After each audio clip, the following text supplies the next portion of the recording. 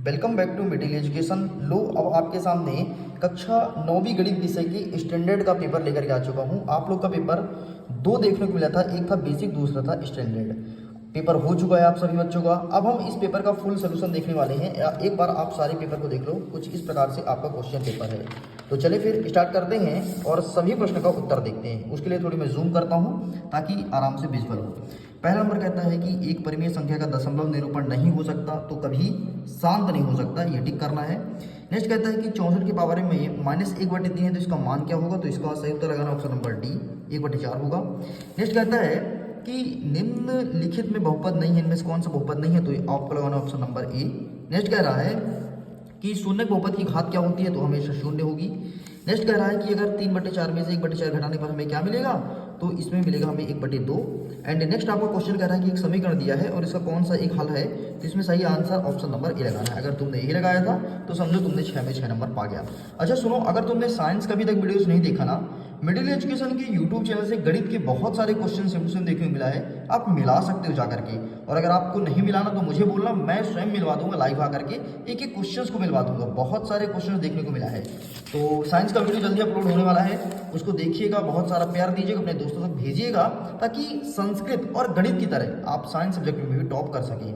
अब हमारा प्रश्न क्रमांक 2 का रिक्त स्थान की पूर्ति करो। पहला नंबर कहता है एक बिंदु दिया है 3 और 0, ये किस अक्ष में स्थित है? तो एक्स अक्ष में स्थित होगा। दूसरा नंबर कह रहा है कि एक एक्स का मान ए है का आलेख है, तो किस अक्ष के समांतर है? तो वाई अक्ष के समांतर है।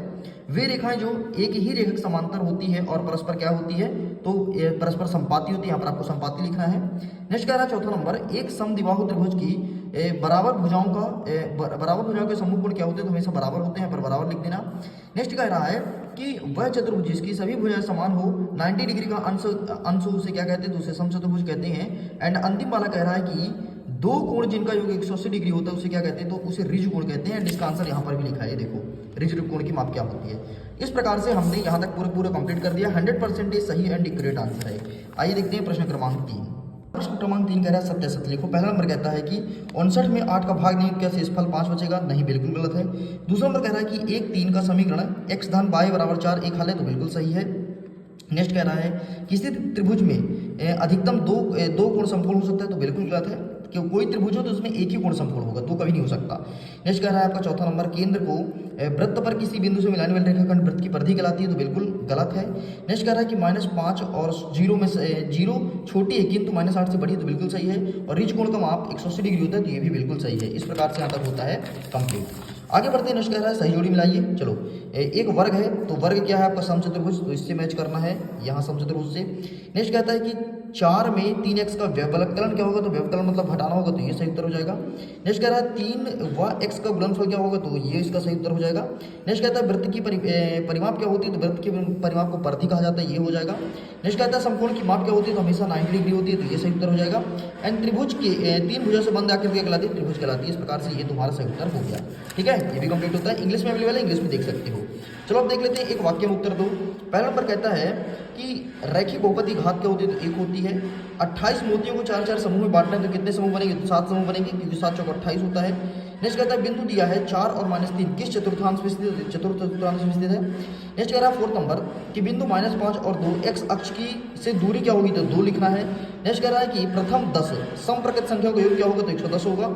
एंड 3 असंरेख बिंदुओं से होकर अधिकतम कितनी वृत्त खींच सकती है? तो एक अद्वितीय वृत्त। इस प्रकार से सारे क्वेश्चन होते हैं कंप्लीट। अब देखिए स्टूडेंट, मेरे द्वारा बताइए कौन कौन से क्वेश्चन एग्जाम में आए हैं। ये प्रश्न क्रमांक 6 का 8वां वाला आया है, ठीक है। 7वां नंबर का दोनों प्रश्न आया है। 8वां नंबर का हमारा ऊपर वाला प्रश्न आया है, जो कि मैं पढ़ाया था। नेक्स्ट हमारा प्रश्न क्रमांक 9 को ऊपर वाला आया, 10 नीचे वाला भी आया है। 10वें नंबर को ऊपर नीचे दोनों आया है। एंड 11वें नंबर की मैं बात करता हूँ, तो 11वें नंबर में कोई भी यहाँ पे नहीं आया है। आगे बढ़ते हैं, तो 11वें नंबर का नीचे वाला प्रश्न मैं जो पढ़ाया था वही आया है, ठीक है। इसमें 12 नंबर का नीचे वाला आया है। 13 नंबर में आपका नीचे वाला आया है जो मैं पढ़ाया था। नेक्स्ट कहता है 14 नंबर का ये प्रश्न देखने को नहीं मिला है, ठीक है। एंड यहाँ पर ये डेफिनेशन में पढ़ाया था वो आ गया है, ठीक। नेक्स्ट यहाँ पर ये 15 नंबर का वाला प्रश्न आया है। मतलब बहुत सारे क्वेश्चंस मिडिल एजुकेशन की वीडियो से आए हैं, चाहे आपका बेसिक पेपर हो स्टैंडर्ड, इसमें ये वाला आया है, ठीक। इसमें बाकी कोई यहाँ पर नहीं आया। एंड यहाँ पर आगे बढ़ते हैं, तो ये वाला क्वेश्चन देखने को मिला है। एंड इसके बाद और कुछ बता देता हूँ। आपका नीचे वाला क्वेश्चन देखने को मिला है, ये 21 नंबर को ऊपर वाला देखने को मिला है। ठीक। बाकी यहाँ से ऊपर वाला 22 को ऊपर वाला आया है और 23 को ऊपर वाला आया है। इस प्रकार से मिडिल एजुकेशन के यूट्यूब चैनल से बहुत सारे क्वेश्चंस आए हैं। साइंस सब्जेक्ट के लिए आप मेरी वीडियोस को अपडेट कीजिएगा, जल्दी आपके अपने इसी यूट्यूब चैनल पर अपलोड होने वाला है। टेलीग्राम इंस्टाग्राम पर जुड़ के रहना, क्योंकि मैं PDF भेजता हूँ, PDF भी डाउनलोड कर लेना। Okay, bye bye.